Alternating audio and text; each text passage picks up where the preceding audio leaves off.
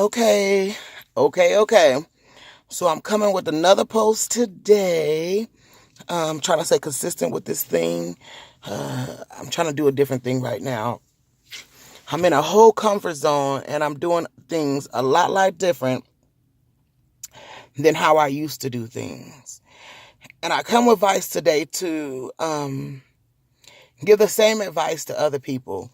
Don't be afraid to do things that you have never done before. So long I was stuck in my comfort zone and, wondering why things haven't changed, why things haven't gotten a different way. It's because I didn't do anything different. And now I am doing so many things different. It took me to continuously be hurt. It took me continuously to be misused. And it took me continuously to be abused for me to get it. But now that I got it, I got it. And, hurt is a real thing. And I know some of us want to be validated by our hurt. Oh, they should have apologized to me. They should have said something to me.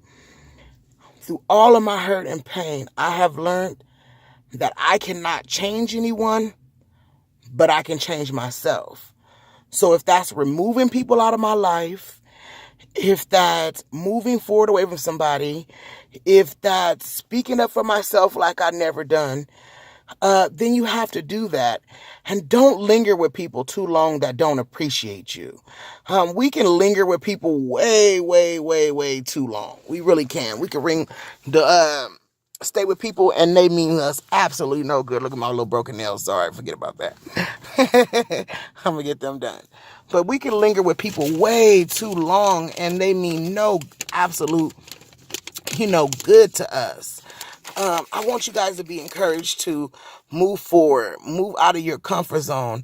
I started this channel because so many people give you advice, but they don't tell you. I went through it. I'm going through it. I'm working on stuff now. A lot of people don't want to give that advice. But I want to give that advice. I want to do something different that nobody else done. And it's actually really not advice. It's inspiration for you to know that somebody else went through it just like you. Somebody going through it just like you. Oftentimes in traps like this, we feel alone. And I'm looking down because I'm looking at this paper because I wrote some things down on this paper that I want to discuss. See? And I always like my post to be quick. Nobody needs to hear no drawn out sermon too. That's another thing, but don't let other people's opinion also validate you. And don't look for other people to validate you.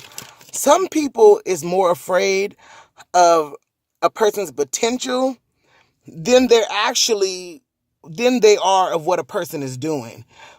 So let me just say this. A person may not be do nothing, but they got a great mindset.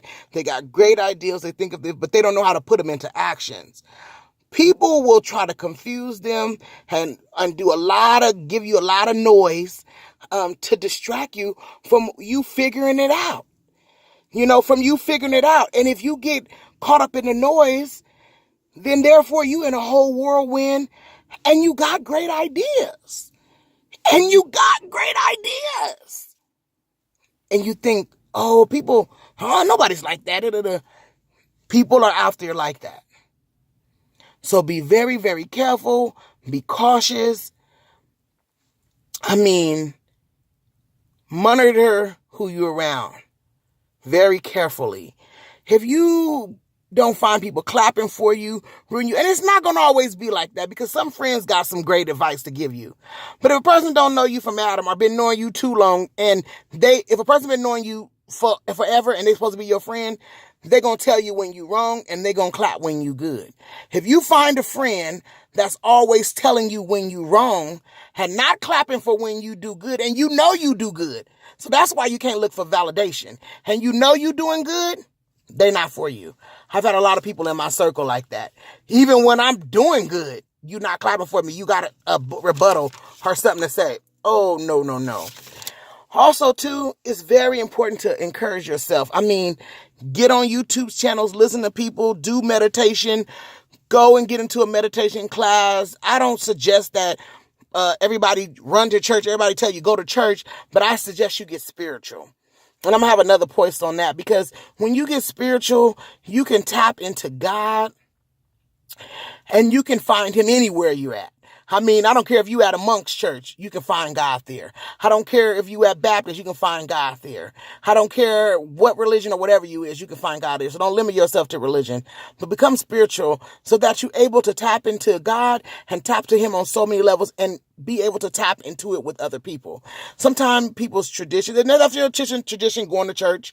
Don't let me, you go and do what you've been doing. Please, by all means, if that's been working for you, you go ahead and do it. I'm not against going to church, because I actually go to church myself and I actually like going to church, but I don't want that to be, sometimes people allow that to be their whole thing and they can't go broader or tap into people because they're so used to their own traditions. But that's why I say when you be spiritual, you're able to embrace other people's and still keep your own.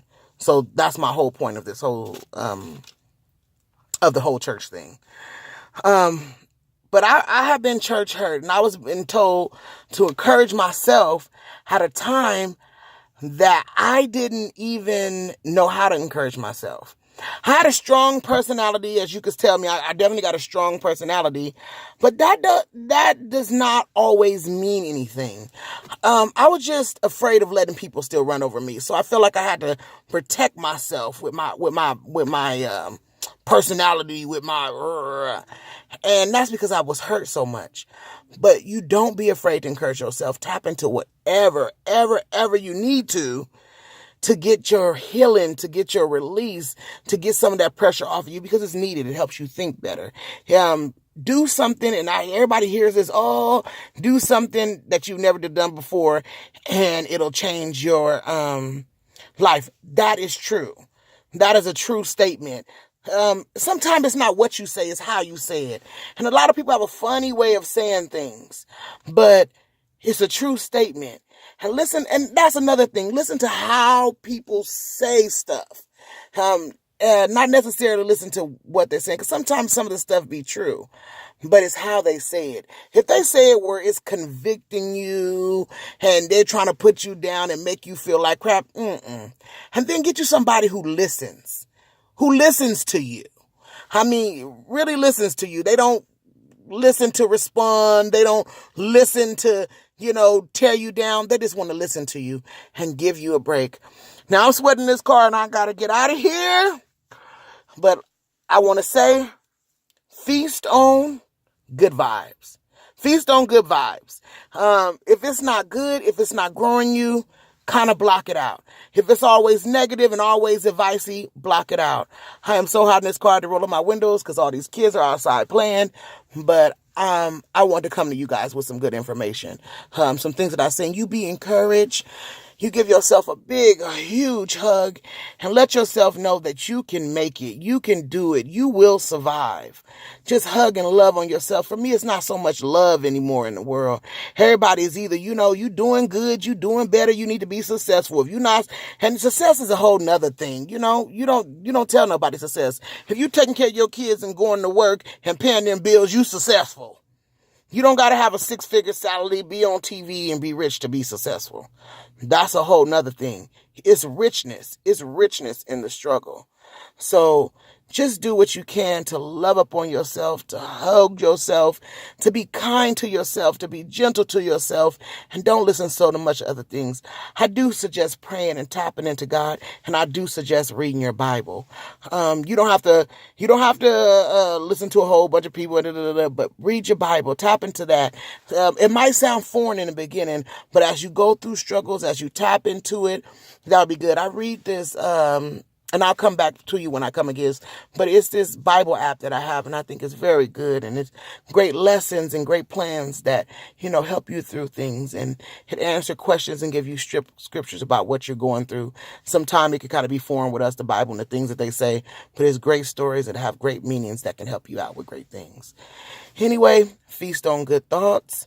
Feast on good vibes. Have a good one. Bye-bye.